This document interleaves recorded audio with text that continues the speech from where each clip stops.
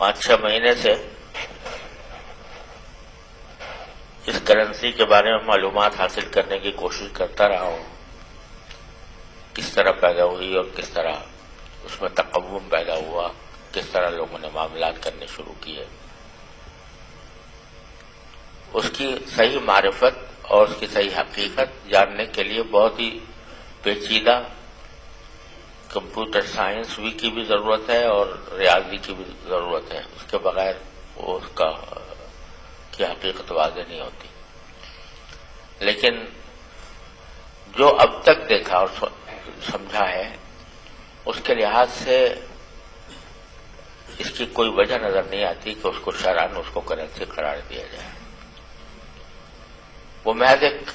فرضی ہنسا ہے جو ایک پیچیدہ ریاضی عمل سے حاصل ہوتا ہے، اور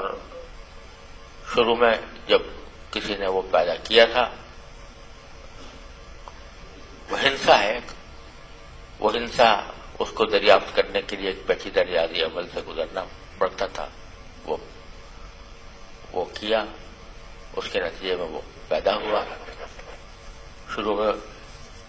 اس شخص نے جس نے یہ بنایا تھا کوشش کی کہ لوگ اس کو کرنسی کے طور پر قبول کر لیں، لیکن کچھ بھی قبول نہ ہوا،